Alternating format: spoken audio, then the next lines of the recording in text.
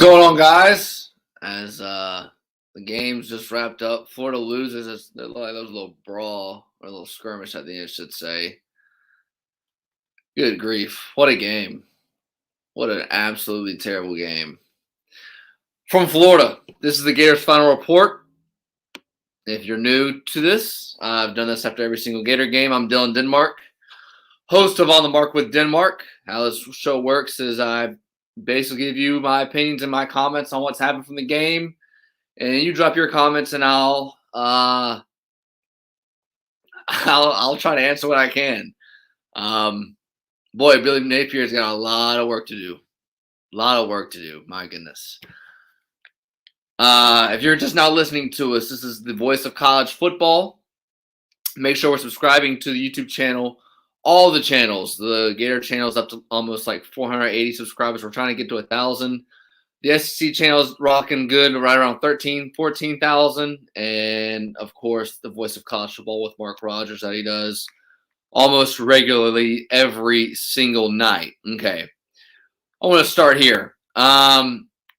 Offense. I would love to know what Dan Mullen saw out of Emory Jones at all throughout the entire season. Emory Jones was the same dude from when he played Florida Atlantic in week 1 all the way up to now. The dude could not make the throws. The dude overthought too much. The dude just, times he made plays with his feet. I don't know. I don't know. I mean, yes, Anthony Richardson got hurt the South Florida game, so he had to play Emory in the Bama game, and then the same thing happened for South Carolina when he got hurt in the hotel. I would love to know a descriptive reason why Dan Mullen went with Emory Jones other than just loyalty. That's number one. Emory Jones missed like 3 touchdowns. Trenton Whittemore missed a touchdown. Damien Pierce, who only got more than 10-plus carries once all season, got 8 carries in the first quarter, and then it was looking good in the second quarter. I mean, there was Florida's only drive in the first half was when they pretty much ran it right down their throat. Then they abandoned it. You guys can tell me if I'm wrong. I don't remember Damien Pierce being on the field much. It was mostly Malik Davis in the backfield. I think Damien Pierce, he had 10 carries in the first half. I think he finished around 13, which, again, doesn't make any sense. He's your best playmaker on offense. And he was the best playmaker in the game and never got the ball in the second half. That doesn't make any sense to me. As I'm trying to find the box score, which is right here. Yeah, George, optimistic about the future. That's the only way to be. As Damien Pierce finished with 13 carries. So he had 3 carries in the second half. Damien Pierce finished with 13 carries for 57 yards and a touchdown. Emory Jones finished with 14 for 36. He had more incompletions than they needed completions. Big dog Brett. Dan Mullen was planning on leaving, didn't care about Florida. Oh, yeah. I mean, one foot was already out the door. Yeah, especially after that South Carolina game when the players didn't show up, it looked like, yeah, that was the final straw for me.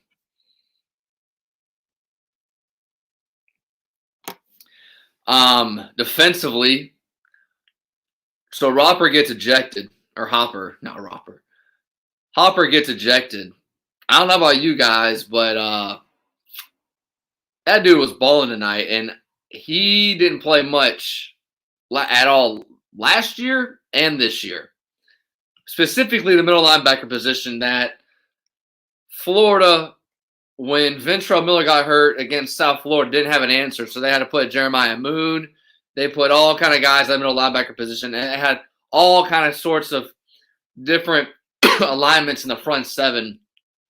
And that dude balled out tonight. Now, he got, in my opinion, what was a BS call, that punch. He pushed the offensive lineman, Should have got a 15-yard penalty instead. He gets ejected.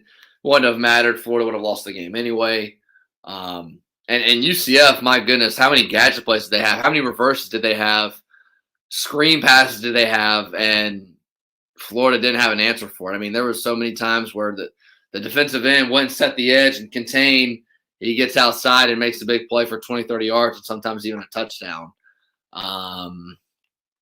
But that's pretty much representative of how Florida's season was. Hopefully Justin Shore's okay. That was pretty scary at the end. I know people want to talk about, he's only a junior. He still has one more year. You never know those situations, what the injury can be like. I just hope he can, be like a normal person, walk around, and hopefully he doesn't have any, any damage to his head or brain. It looked like he took a shot to the ribs, even though ESPN didn't really show a replay of it. But they said he was talking to the medical staff. So there's that. But Florida finished at 6-7.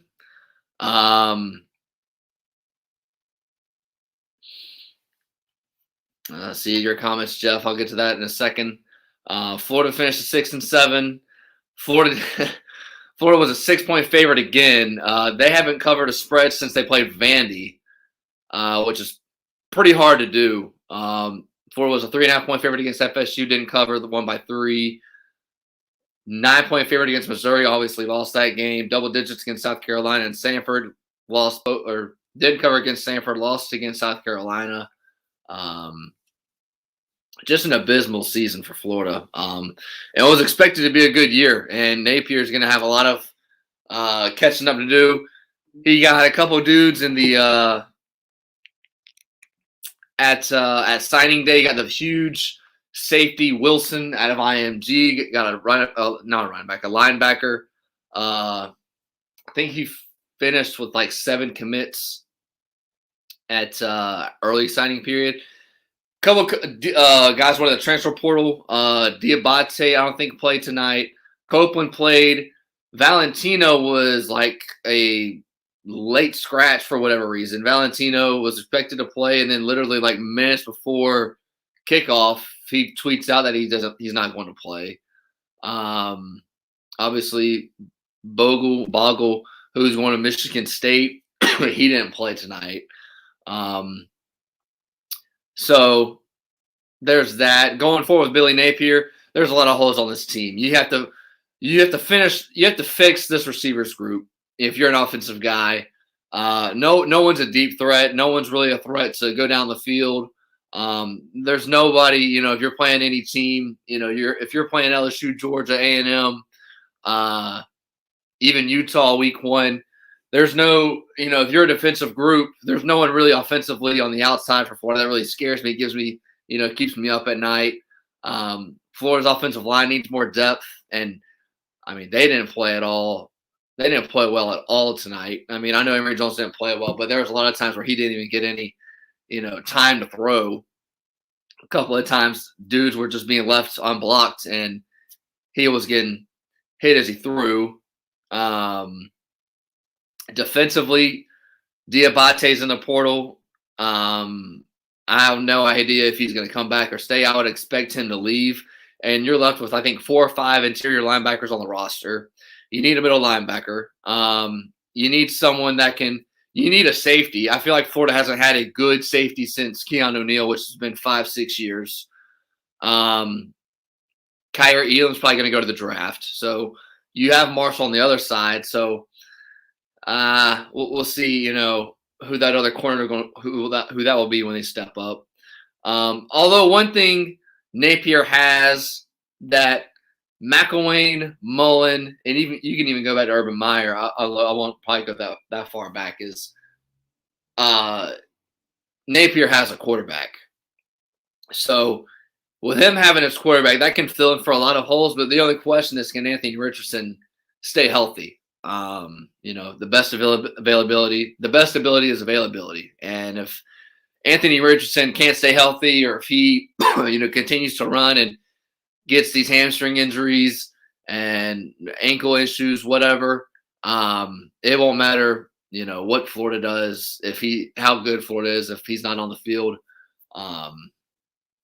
So that's a big thing for Florida going forward. And he wasn't able to play tonight. He had surgery. There's going to be a lot of details going forward that will come out eventually with his story about him having surgery, I'm sure. Jack Miller,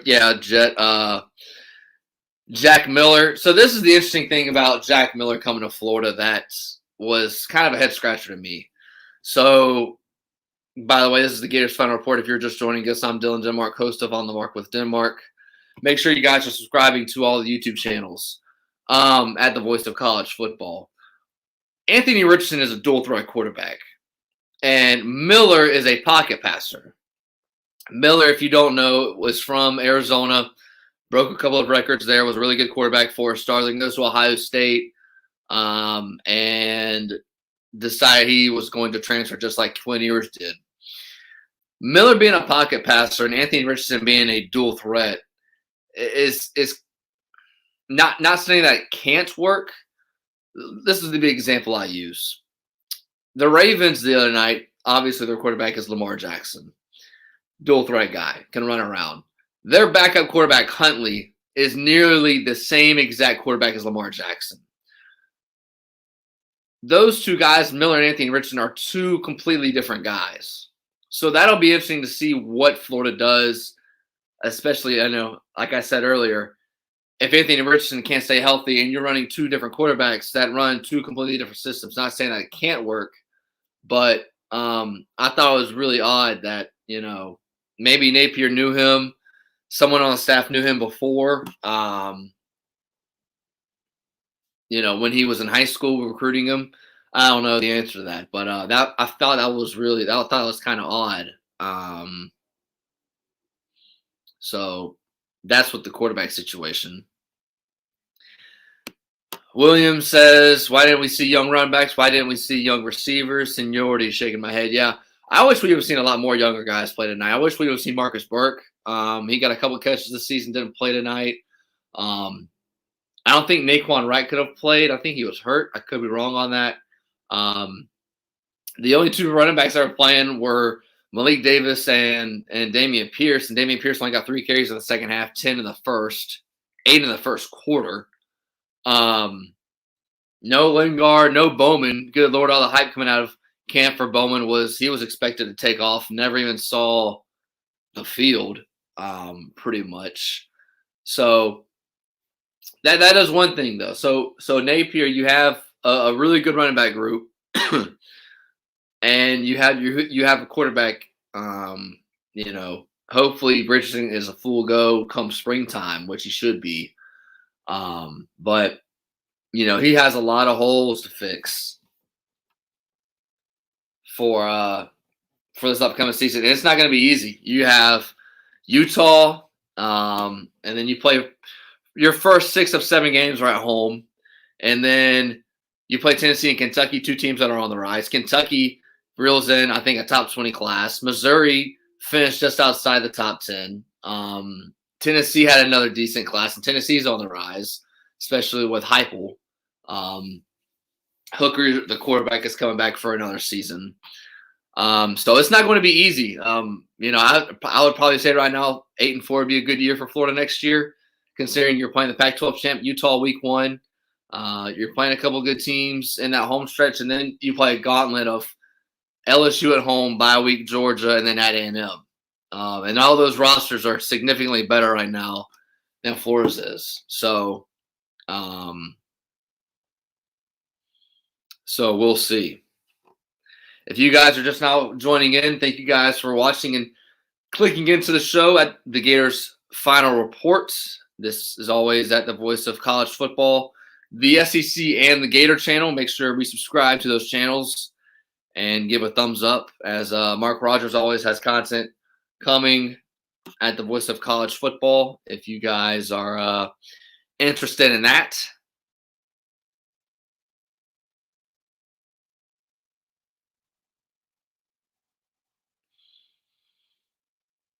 It says, so I don't know how true this is, but Corey Bender of On3 Sports he writes for the Gators. He said, Tyrone Hopper, he spoke with his dad, and he said that a UCF player spit in his face, and he was about to walk away, which resulted in him shoving a player, and then he got ejected. So there's that's a little more context as to why that happened. Again, if you didn't see it, he got ejected for a punch. It was more of a shove, but I didn't really understand that. Should have been a 15-yard penalty, and that would have been it. But it is what it is. Trying to see if any quotes have came from the post-game conference so far. It doesn't look like they've hit the locker room yet. A lot of players are still on the field. New coaching staff comes in. Thank goodness for Florida season's finally over. UCF gets their big win. I mean, this game meant a lot more to UCF than it did for Florida. Not saying that that's an excuse, but when when it comes to these bowl games, a huge factor is motivation and how much the two dudes want to play. And UCF just wanted to play more. Florida wanted to in the first half, but UCF just wanted a little bit more in the second half. Florida, what was the halftime score? 10-9. And then they just nothing could get on offensively. There was so many times where Emory Jones missed a dude wide open down the field. Whittemore on the trick play underthrows his guy. So we'll see. We'll see what the future's like going forward. I'm optimistic about Napier. I like the hire. As I'm seeing Jet drop a comment, he said ULL's quarterbacks this year accounted for a ninth of their rushing yards, about 340. I don't think Napier's looking for a dual threat like Tebow type of mold. Yeah, one thing that I do know about Napier, or I've heard, should say, is that Napier doesn't really have like a specific offense. He navigates and he moves to whatever's needed, So Richardson more being a dual threat, he'll navigate to whatever that offense needs to be. And if Miller's the guy, then Miller will be, he'll change the offense for that too. So, I mean, the dude has a pretty good track record. Everything that I've seen, no one's said anything bad about the guy. And Florida wanted normal. Florida wanted a guy that could come in that wasn't awkward in the media, not anybody like McElwain or Mullen. They wanted a guy that could, Scott Strickland wants a person that goes to baseball games, to softball games, to basketball games, and is a part of, the university, a part of the student body. And Napier looks like he's that guy. But, time will tell. So we'll see. I'm not – he's hiring a staff. The staff looks good. Corey Raymond from LSU was a huge get. So, if he's able to get a pipeline of defensive backs like he did at LSU, I mean, Florida has, had a pretty good recent history of defensive backs. They just haven't been good once they get most of them to the NFL compared to LSU. So you have two guys, Napier and Raymond, who have a nice pipeline from Louisiana. Raymond wanted to get an interview for the LSU job, never got an interview from the LSU job. Raymond leaves LSU, so that dynamic between Florida and LSU is interesting. And then if you add another level, according to reports, Brian Kelly wanted an interview for the Florida job and was never even they didn't even consider him because Strickland wanted Napier and they had one interview and that was it. So that'll be really interesting to see going forward what that'll be like. Yeah, so this was from, if you guys didn't see, this is from The Athletic. This was written from, I think, Bruce Feldman. I think this was mid-November when this came out. Reason why SEC coaches said this team was soft and disciplined and doesn't play hard is because it's true, yeah. And it starts up top, I mean, what you allow will continue to happen. And this was a team that, my good Lord, how many penalties did you see from this Florida team? There was one drive UCF had. I keep wanting to say UFC. Central Florida had one drive where The ball bounced off on the front line. Florida, I don't know how they missed the ball. They run right by it. UCF recovers it. And I think right after that, there was two. Dexter gets the personal foul, and then there's a pass interference. That's 30 yards. The ball moves straight into field goal range, and then I forget what UCF did right after that. So many false starts. That was a recurring issue all year long, especially anytime Florida was away from home. False starts were a big issue. No one was more glaring than the Kentucky game when they had, what was it, eight false starts.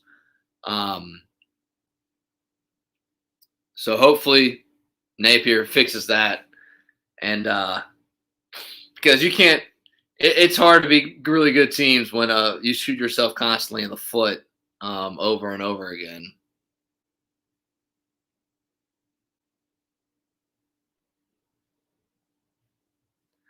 Johnson drops in. Kitna, another backup quarterback for Florida. He said he's really good having the coach by his father was a professional quarterback. Yeah, I think he's a little far down the depth chart because remember you still have so you have Miller coming in, you have Anthony Richardson, and you have Del Rio. So I think Kitna more than likely will probably transfer out. Or if he does stay, he'll probably never see the field. My opinion. So I'm not sure what Kitna will do at quarterback. As I'm watching this Titans 49ers game, and Titans won. But yeah, Florida comes out. They didn't really. It seemed like from a lot of the quotes before the game that a lot of players wanted to play. Damien Pierce being one of them, Valentino being one of them. He was a really late scratch. Literally moments before kickoff. Zachary Carter didn't play. The defensive line played well. I wish I would have seen more of Damien Pierce. And then he never got any touches in the second half. Again, he had 8 carries in the first quarter, 13 total. So he had 3 in the second quarter and then 3 for the entire second half when he was the guy that was the reason Florida scored Florida's first touchdown. They went right down the field. And Damien Pierce is going to be a dude that he's going to ball out in the NFL. He'll be a second, third round pick. If he goes to a good team with a decent offensive line, he'll be. I think he'll be a really, really, really good running back. But wasted year for the coaching staff and how they used Damien Pierce. Pretty much just like a lot of what this year was. We know that Emory Jones is not the guy. Anthony Richardson has to be the dude going forward. The only question is the dude's health. And how good, how healthy can he be? What that issue is and how can it be fixed? Because, he's such a big dude and, him being such a quick, twitchy athlete, if those issues can be fixed, whether it's strength and conditioning, whether it's, I don't know exactly what it is, but whatever it is, for Florida, hopefully that issue gets resolved. So we shall see. Williams says, hit that like button. Thank you. I'm glad Napier didn't keep any of Mullen's staff because even the coach Savage, he preached not dropping the rope and don't quit. This team did the exact opposite. Yeah. Yeah, usually when a new guy comes in, it's very rare that you ever see any guys stay, specifically the strength and conditioning coach. The strength and conditioning coach is usually the guy that's usually eye to eye with the head coach, and Savage probably doesn't have any previous relationship with Napier. And Napier probably already has this guy from Louisiana. So I know a lot of Florida fans wanted to see Coach Savage. I know a lot of players wanted to keep Coach Savage, but that's not really how the business works. It's all about relationships. And, your strength coach is probably the most important hire. One of the most important hires that head coach will make. So Coach Savage isn't no longer going to be there, and Napier got his own guy. as Napier continues to fill out his own staff. Staff looks decent so far. We get the USC receivers coach, Corey Raymond, DB's coach, probably have a say-so in the defense as well. So we'll see. But, guys, let me know your comments on the game tonight. Yeah, sometimes if players want to coach, that's not a good sign. Florida comes up short. I can't remember what the final score was, 26-17, 29-17. Florida kind of came out flat. Really in the second half, I thought they came out wanting to play early, but this was UFC. I'll say it again. This was Central Florida's Super Bowl. They really wanted this game. A lot of these guys are from the state of Florida. A lot of these guys weren't recruited from Florida, and then so you add that to the mix, and then good Lord, how many UCF fans were at the game compared to Florida? I don't know what the number was split wise, but it definitely felt like Central Florida fans were a lot louder than Florida. Emory Jones missed way too many throws, just like he did all year. Florida didn't contain. There were so many times where Florida didn't contain on the reverses, didn't hold the responsibilities on the screenplays, and that's how UCF got a lot of their big plays. UCF just connected on more plays than Florida did, and had Florida connected with Shorter on the post, had Whittemore connected with Gamble. On the 4th and 5, had Emory Jones just throwing the hitch to Copeland on the 4th and 5 at the sticks when he was wide open instead of throwing it to Wells when Wells fell. Shoulda, woulda, coulda, but that's not how the game goes. But luckily the season's over. This season needed to end just for the sanity of the program. And a new chapter starts. Hopefully Napier's the guy, and hopefully he's the guy for many years to come. And it's gonna be pretty tough because you play, your first year, you play Utah week 1, you play Tennessee and Kentucky pretty early. And then toward the middle of the season, you play LSU. You play LSU at home, bye week, Georgia, A&M, and then you have Missouri and FSU. FSU just brought in pretty good class. Missouri brought in, I think, last I saw, the 11th recruiting class in the country. So it's going to be a tough road ahead, and Florida needs a lot of work done to both lines of scrimmage. That would be probably the biggest thing that needs to be fixed. You need receivers, and a lot of this will be from the transfer portal. And, I wonder how many guys will be coming from the second signing class, because the way college football is now, just look at what Alabama's done last week. They got Eli Ricks from LSU, probably the best DB in the transfer portal. He was, if you don't remember, in 2019, he was an All-American. And then you got Gibbs. Gibbs is probably the best running back in the transfer portal in the country, and he's also going to Alabama. And this was a young Alabama team this year with a lot of guys coming back for next year. A lot of these coaches now,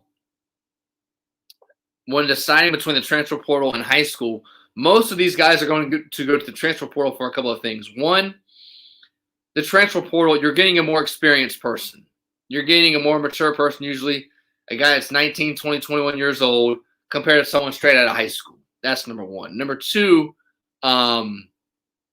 when you come from a transfer portal, you no longer have that free year.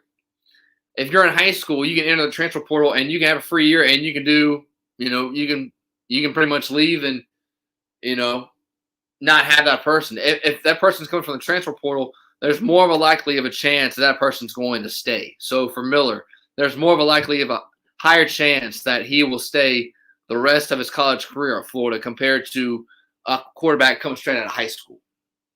So that's two main reasons why you're seeing so many guys, coaches, and teams go to the transfer portal.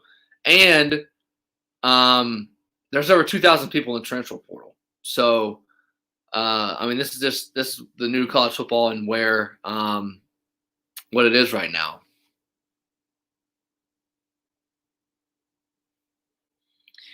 Johnson, thanks for chiming in. He says, building a team in the trenches, the only way to do it, you need to have the best players on the line. I've never seen a team with an elite O and D line at the top level. Yeah. What's made Alabama so great all these years is, they can go 8-9 deep with their defensive line and there's no drop off. It seemed like you saw with Ventrell Miller, he was middle linebacker, and then there was no middle linebacker behind him.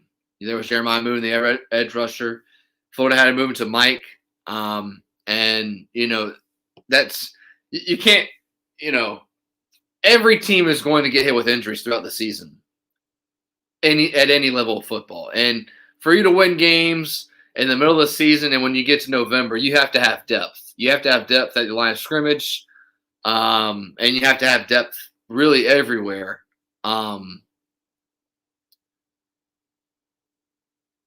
So that has to be Napier's MO going forward. UF should have refused. The bowl invite, didn't deserve to be there, and now they're just embarrassed the program. They only had a few practices for this game. Lose all the way around. Yeah, I mean, if this game doesn't mean anything to me, in my opinion, for Florida. Florida, I don't think this means anything to. I don't think this hurts recruiting. I don't think this hurts the program going forward. This is pretty much just an exhibition game that just meant a lot to UCF because of everything that surrounded them and everything that the game should have happened, and then UCF didn't come to a deal, even though Florida has played them in 2024. So these freshmen will be playing UCF again if they stay to be seniors. I don't agree with that. I don't think this was a bad, I don't think this is a black eye or anything for the program. Florida went out there without a head coach, without a defensive coordinator, without an offensive play caller, without their starting quarterback, without Carter's a starter, Valentino's a starter. Who else? I'm trying to think. There was somebody else that wasn't able to play. So, and it's also too, you have to think a lot of this coaching staff is gone. They're going back to Gainesville tonight. They'll clean their office and that's it. So, I mean, you have to think about that too. They're in an odd situation too because, Dan Mullen's been fired, so they're all more than likely going to leave. And they're trying to find other jobs to make sure their butt's safe. And they still have to coach a team. So it was really an odd spot for Florida. But I don't know. I mean, it wouldn't have really mattered if they didn't go. The biggest thing when you get a bowl game is you have those 15 extra practices. And what Florida did is 15 extra practices. I don't know. How much Napier went to those practices or if he spent all his time recruiting during that time. So it doesn't really matter to me. Central Florida this was their Super Bowl game, meant a lot to them. They can, they can put it together a 3-mile banner of state champs like they did for the 2017 national championship.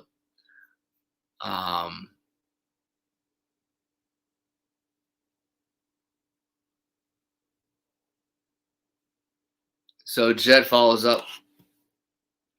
It's a huge stain not only to lose to UCF, but when they aren't even one of their best teams. Yeah, it wasn't one of their best teams, but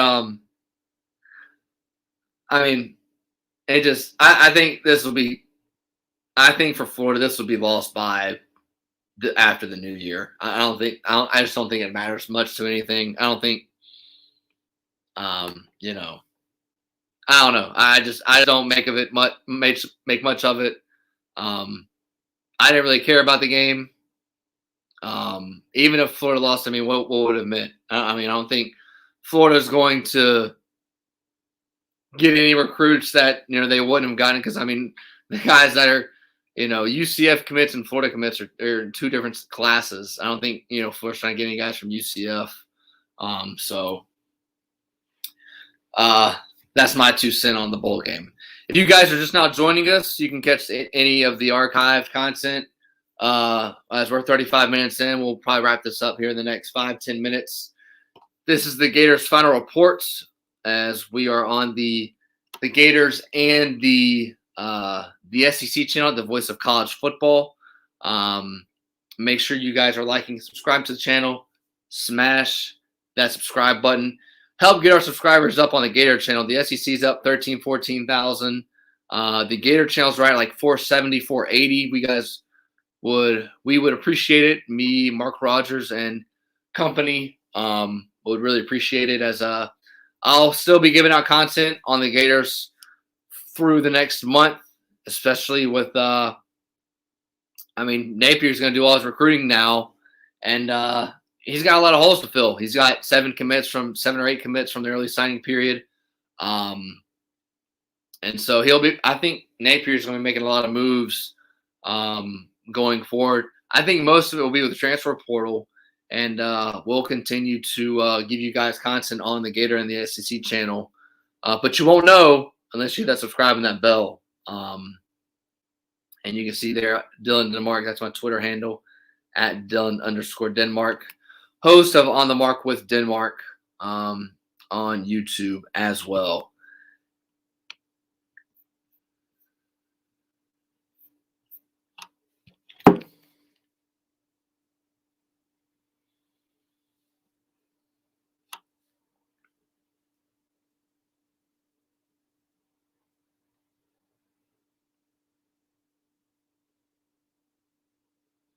Trying to go through Twitter, see if there's anything from the post game, as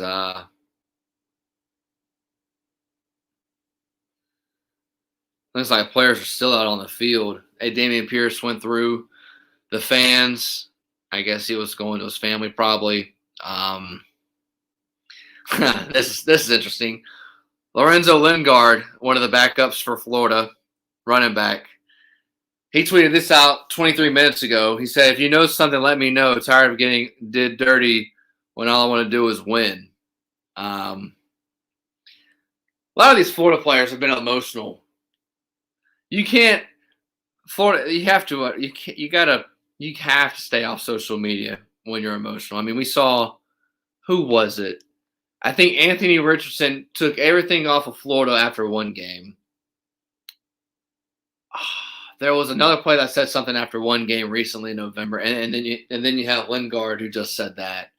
I don't know. Lingard's a guy that left Miami. If you don't know, he came to Florida. But I'm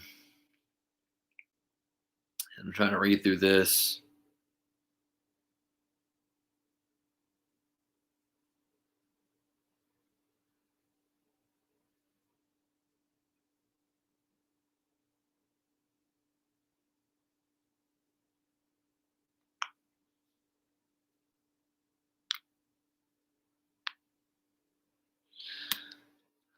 But yeah.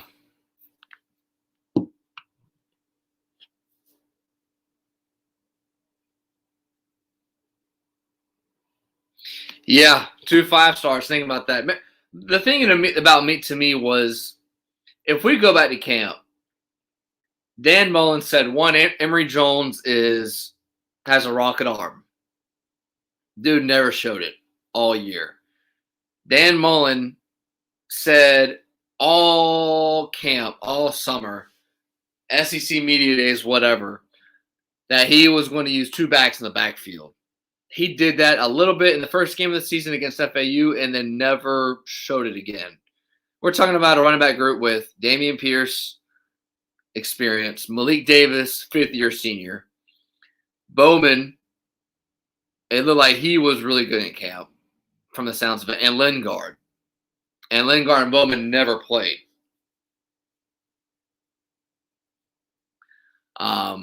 So I don't know. Guys, if you have any more final questions or comments, go ahead and drop them now.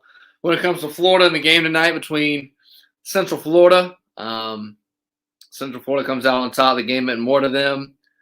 As this is pretty much the epitome of what Florida season was like. Finished 6-7, barely got a bowl after beating FSU.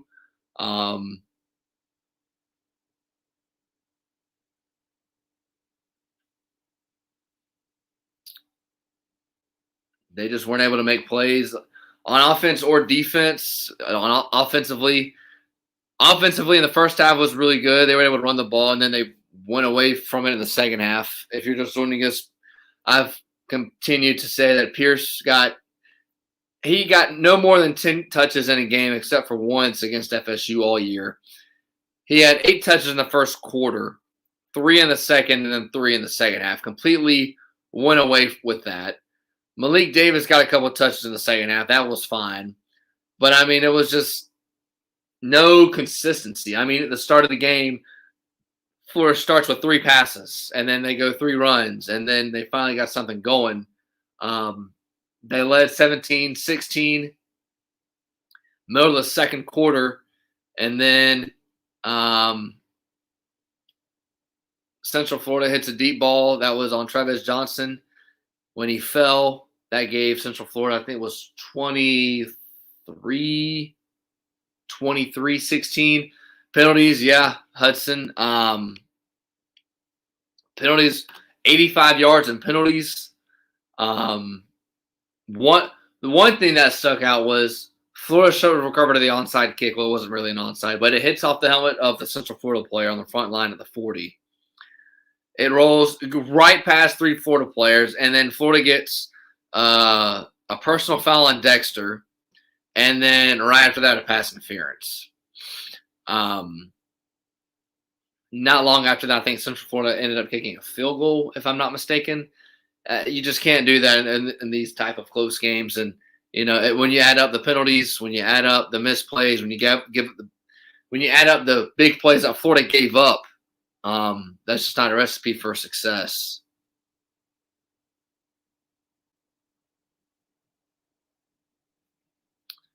As I think that'll do it. 11:30, past my bedtime. Kind of, sort of, not really. As this is about a 45-minute show. If you guys missed any of the show before, it's always archived at the SEC and the Gator channel. As this is the final one, the Gators final report, to wrap up the 2021 season. Not the season that Florida expected, but a lot of optimism going forward with Napier, and we'll see what Napier has in store going forward. Who was the hurt player? That was Justin Short. That was one of Florida's their big receivers. He got a couple of nice plays tonight. Only thing I know is that he was talking to the medical staff. They didn't really show him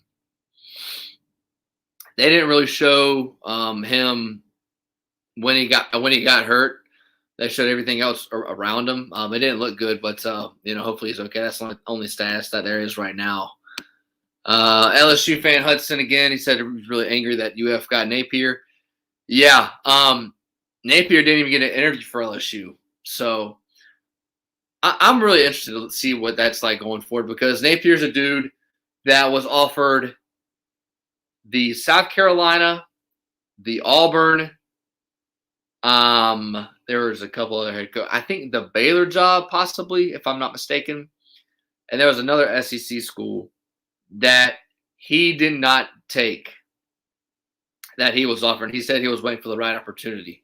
And pretty much even people in Louisiana knew that before Dan Mullen got fired and was let go, the Louisiana play-by-play voice, who has a pretty good relationship with Napier, said that when he saw Sanford scored 50-plus against Florida, he said that he knew that Napier was going to take that job. And Napier's not a guy that takes a job for money. Napier apparently is a dude that goes to fit, and hopefully this is a good fit for Napier. I mean, I can only imagine, speak for most Florida fans, that they're tired of coaches coming in and out of there every 4 or 5 years. When it's, Meyer was there for 6 and won 2 titles, but then it's been Muschamp when he was there for 5, and then McElwain was there for 2.5, I think, and then Mullen was there for he's been 18, 19, 20, 3.5. You're getting a brand new facility that's supposed to open up in June. It's supposed to be state of the art, one of the best in the country. And keeping these recruits in state. Napier's done something. Napier did something in 10 days that McElwain, Mullen, and Muschamp couldn't do, and that's get a 5-star to IMG. Now he gets credit for it, but really it's Corey Raymond, the DB coach, who was already talking to him when he was at LSU and then came to Florida. So that's going to be the biggest game, and it's going to be a lot harder to recruit in the state of Florida. You have Cristobal, who's an excellent recruiter. You can say what you want about, his coaching style and what he was able to do at Oregon with wins and losses, but the dude can recruit. An isolated Pac-12 up in Oregon, he got Kayvon Thibodeau, the number 1 recruit in the country. So it looks like a lot of those guys down in Broward, Dade, and Palm Beach County are all going to stay in Miami like Cristobal was. And then you have Norvell. Norvell just had a really good recruiting class, even though Florida State went 5-7. That was really good for Florida State. And I hope it's like that. I'm not old enough to remember, but in the 90s, everybody in the state of Florida was trying to go to Florida State, Miami, and all those coaches were trying to grab all these players, and it was fun. It was competition. And now you have Ohio State coming in and snagging players like the Bosa brothers and the Sean Wades in Jacksonville, Tyreek Johnson, Crowley. Clemson's getting players. Alabama has gotten more 5-stars. Alabama's gotten more 5-stars since 2016 in the state of Florida than Florida State, and Miami combined. Hopefully that changes. I think it will. And, people want to talk about parity and Alabama dominating, staying up top. It starts at home. Florida hasn't kept their guys at home. Florida State hasn't kept their guys at home. Miami hasn't kept their guys at home. If those 3 schools are able to do that, and obviously you can't keep all of them, but if you're able to keep a majority of them, I mean, if you circle, I'll just speak for Florida, a 150 mile circle around Gainesville, that's Jacksonville, that's Tallahassee, that's Tampa, that's Orlando, that's Daytona. I mean, that's pretty much more than half of the state, but that's all proximity. That's all dudes that are right there.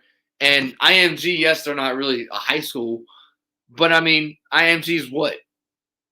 2 hours from Florida? I mean, if it were up to me, I would have an assistant coach going there every single day. And it looks like that's changed a little bit since they got the safety, the 5-star. And the way the defensive backs have played from the safety position. Wilcox, I think that's his name. I literally lost my mind. Escaped my mind. He looked like he should be getting a lot of playing time from year 1.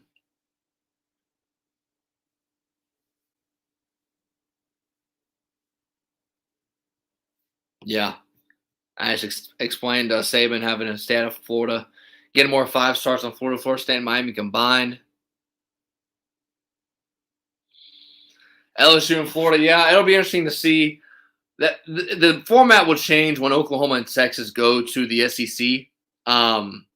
And that's going to be a lot sooner than later. I think the contract for Oklahoma and Texas in the Big 12 is supposed to be like 25. That's when the contract is supposed to end. Oklahoma and Texas will both be in the SEC before then. It wouldn't surprise me if Oklahoma and Texas were in the SEC starting next year. And that happens one or two ways. The ADs go to Bob Bowlesby. The the Big 12 commissioner, and they do one of three things. They go, 1, Oklahoma and Texas pay the buyout. 2, Oklahoma and Texas agree to a different buyout. Or 3, the Big 12 lets Oklahoma and Texas walk.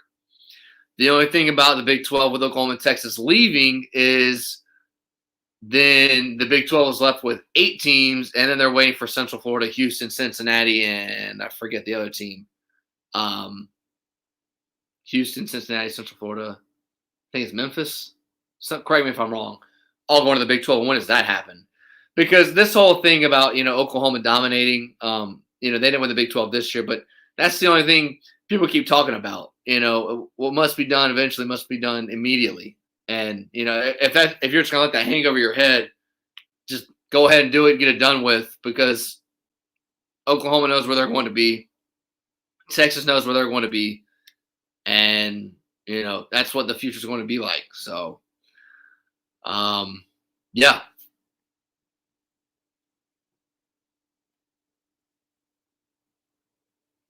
That'll do it for the final game for Florida as they lose to UCF. Finished 6-7 is epitome of what Florida's season was like. But we turn a new chapter. Billy Napier is the new head coach, as he's still getting his staff. He's going to get most of his recruiting done within the next month and a half. I believe it'll be mostly transfer portal. And we shall see. You got to get depth at both lines of scrimmage. You have to get receivers, playmakers on the outside.